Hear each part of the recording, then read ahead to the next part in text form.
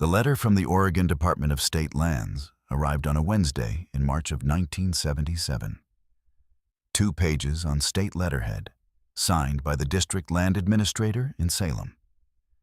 It informed Owen Buell that the Oregon Department of State Lands had completed a review of navigability determinations for streams in Lynn County and had classified Brush Creek, the tributary of the South Santiam River that ran through the east side of Owen's farm, as a historically navigable waterway.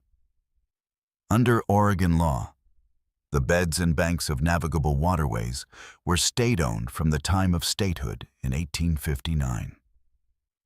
The classification meant the state was asserting ownership of the Brush Creek Channel as it crossed Owen's property. The letter indicated that the state intended to conduct a survey and would be contacting him regarding access to the property. Owen was 61 years old, had farmed 380 acres in Lynn County since 1941, on ground his father had homesteaded in 1903. The farm ran along the lower foothills of the Cascade Range, the east fields grading up toward timber country, the valley fields along the South Santiam bottomland producing grass seed and hay. Brush Creek entered the property at the east boundary, crossed 600 feet of field edge, and joined the South Santiam along the south boundary. 600 feet of creek crossing the farm. The creek was 6 feet wide at its widest point. He read the letter again. He called the District Land Administrator's office in Salem the following morning. He was told the navigability determination was based on a historical assessment of the creek's capacity for transporting goods and people during the period of early settlement. He was told the determination was final pending any formal appeal. He asked what the appeal process was. He was told he could hire an attorney and file a petition. He drove to the county courthouse in Albany that afternoon.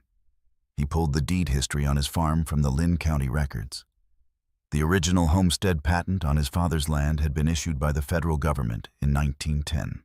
The patent described the east boundary of the property as following Brush Creek from the northeast corner of Section 14 to the southeast corner. The creek as the property boundary, not the center line of the creek itself. He read the legal description twice. In most states, the bed of a navigable waterway was owned by the state, and when the state joined the Union, it received ownership of all navigable stream beds within its borders. The private land grants made after statehood ran to the ordinary high water mark on either bank. But in federal homestead patents, grants made by the federal government before statehood claims could apply, the description language could establish ownership that ran to the center line or even the far bank of a stream, depending on how the patent was written. His patent used the word following. The boundary followed the creek. It did not say the west bank of or the ordinary high water mark of. It said the boundary followed the creek. He wrote that down. Then he asked the county recorder if there were older survey records for the Section 14 properties. The recorder said the original GLO surveys, General Land Office surveys, the federal surveys that divided the country into townships and sections during settlement, would be in the Bureau of Land Management records in Portland. She said the county sometimes held copies of original field notes filed by the GLO surveyors with the county at the time of the survey. She looked. She found a folder. The folder held a certified copy of the original General Land Office field notes for Township 13 South, Range 1 East, Lynn County, Oregon, filed by the county in 1877. The survey had been conducted in the field in 1876 by a GLO surveyor whose name was recorded in the notes as R.H. Callaway. The field notes were 22 pages of handwritten measurements, bearing calls, and topographic descriptions recorded as Callaway had walked the section lines. They described the terrain, the timber, the soils, the creek crossings.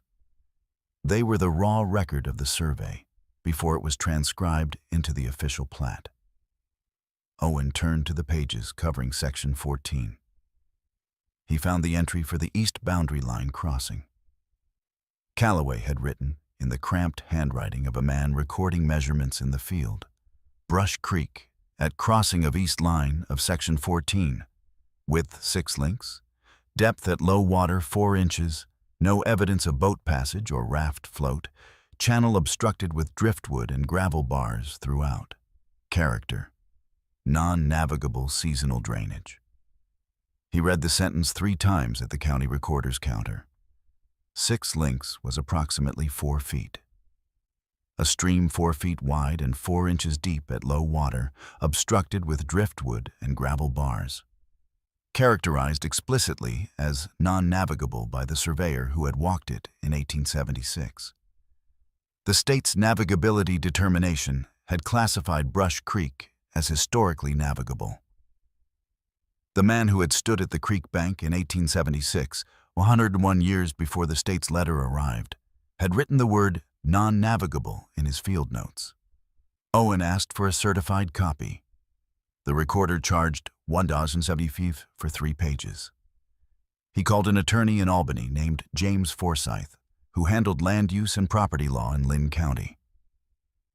He'd used Forsyth once before, for a drainage easement dispute in 1968. Forsyth was methodical and not given to optimism about government-adjacent legal matters, which Owen had found useful. He brought the folder to Forsyth's office on a Thursday. He put the certified copy of the homestead patent and the certified copy of the Calloway field notes on the desk. Forsyth read the patent description first. He read it without comment. He read the field note entry. He set the papers down. He said the Calloway note was useful, but the legal standard for navigability in Oregon wasn't identical to the physical description that one surveyor had recorded in 1876. He said the state's navigability determination was based on a broader historical analysis, examining all available evidence about whether the stream had been used or was capable of being used for commerce or transportation during the settlement period. He said a single surveyor's characterization was evidence, not a determination. He said it was significant evidence, however. He said the relevant Oregon case law on navigability determinations turned on whether a waterway had the capacity, in its ordinary condition, to support a floating log, a canoe, or a raft loaded with goods during the period of practical use. He said a creek 4 feet wide and 4 inches deep at low water, with gravel bars and driftwood obstructions throughout, could be argued with some confidence to fall below that standard. He said some confidence was not certainty. Owen said he understood that. Forsyth said the appeal process required a formal petition to the Oregon Waterways Commission with supporting documentation. He said the Calloway field note was the centerpiece of the documentary case. He said he'd need to research whether any other historical documentation existed: land office records, county records, early newspaper accounts of the Brush Creek drainage, that either supported or undermined the non-navigability characterization. He said the research would take 3 weeks and would cost accordingly. Owen said to proceed. Forsyth's research over the following 3 weeks turned up 4 additional pieces of documentation.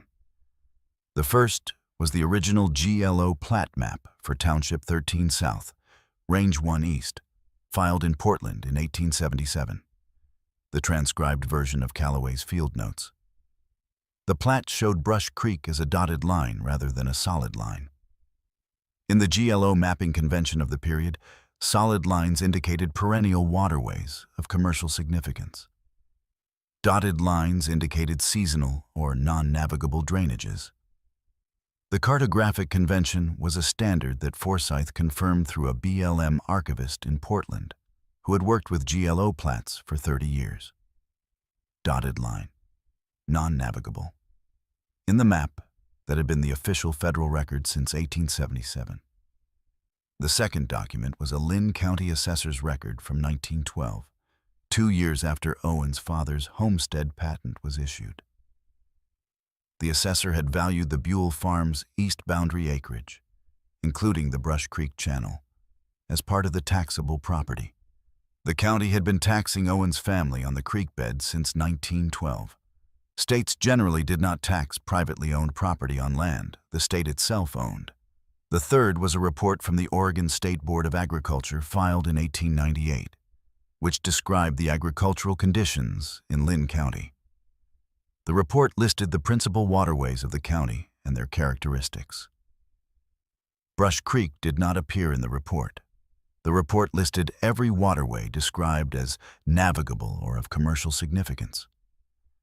A creek absent from that list had not been considered significant by the state's own agricultural authority in 1898. The fourth was a letter from the Linn County Historical Society, responding to Forsyth's inquiry, stating that the society held no records of any boat passage, raft float, log drive, or commercial transport activity on Brush Creek at any point in the county's recorded history. 0 recorded instances of navigable use in 101 years of county history. Forsyth filed the petition with the Oregon Waterways Commission in May of 1977. 43 pages. The Callaway field note was the centerpiece, as he'd said. The 4 additional documents formed a corroborating ring around it. The petition argued that the state's navigability determination was inconsistent with the contemporaneous historical record. The original Federal Survey characterization, the cartographic convention applied at the time of survey, and 65 years of consistent property taxation that treated the creek bed as privately owned. He asked the commission to reverse the determination. The Oregon Waterways Commission assigned a hearing officer to the petition. The hearing was scheduled for September of 1977 in Salem. Owen drove to Salem with Forsyth on a Thursday morning. The hearing room held a table, 3 commission representatives, a court reporter, and Owen's neighbor to the east, a man named Carl Reedy, who had his own property along Brush Creek and had been served with the same navigability notice and had joined Forsyth's petition after Owen had called him in April. The state's attorney presented the basis for the navigability determination. The determination had relied on 3 categories of evidence: the general productivity of the Santiam watershed during the settlement period, the classification of the South Santiam River as navigable, and a 1921 state fisheries report that mentioned Brush Creek as a tributary in the context of stream surveys conducted for fisheries purposes. Forsyth noted that the 1921 fisheries report was a stream inventory document, not a navigability determination, and that the mention of Brush Creek as a tributary of the South Santiam did not establish any characterization of Brush Creek's own navigability. He noted that the South Santiam's navigability could not be extrapolated to its tributaries. Otherwise, every seasonal drainage in the Santiam watershed would qualify, which would have significant statewide implications the commission might want to consider. He presented the Callaway field note. He presented the dotted line plat. He presented the 65 years of property tax records. He presented the 1898 agricultural report's silence on Brush Creek. He presented the Historical Society's letter.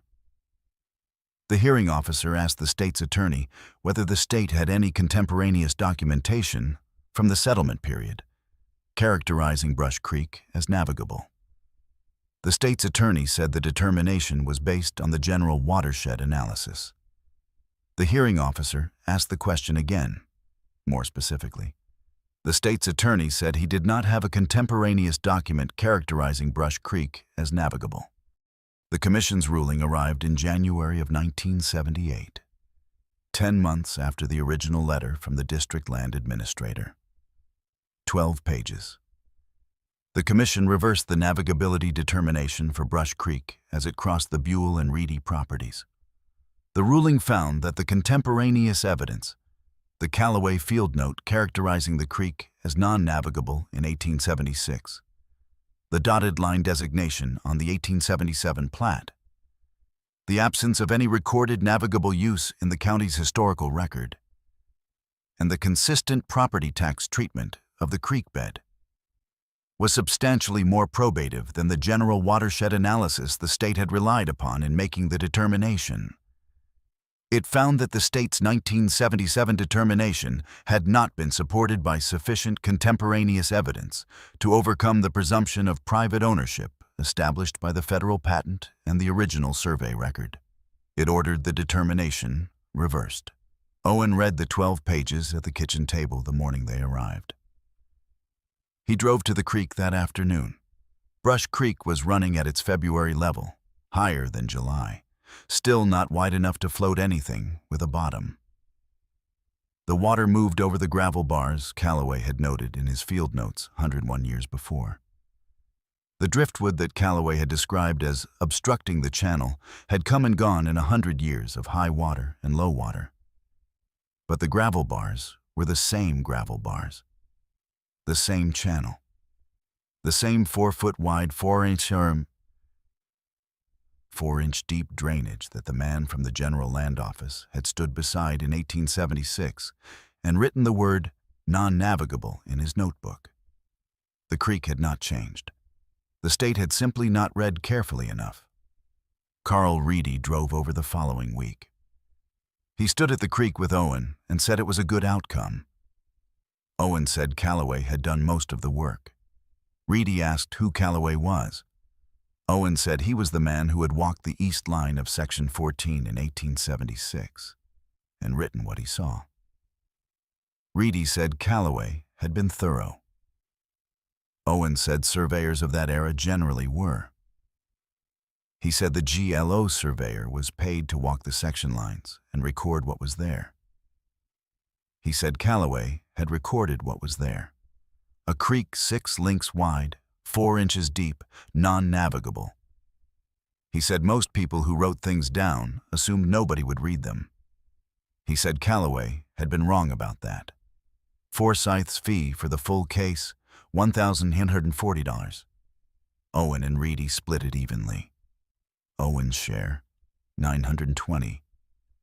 The certified copies of the Calloway field notes, $75. He framed the 3-page certified copy and hung it in the farmhouse hallway. Not prominently, between the back door and the coat hooks, where it would be seen when you were putting your coat on to go outside. The farm passed to Owen's son in 1989. The hallway still holds the 3 pages. Brush Creek crosses the east field today the same way it crossed the east field in 1876. 6 feet wide at its widest point in a wet spring. 4 inches deep at low water over the gravel bars. The state has not revisited the determination. The creek belongs to the farm. R.H. Calloway walked the east line of Section 14 in 1876 and wrote what he saw. He was not thinking about a legal dispute that would not occur for 101 years. He was doing the job, recording the terrain, the timber, the creek crossings, the character of the waterways as he found them. He found a creek that was not navigable. He wrote that it was not navigable. That was enough. It was more than enough. It was everything.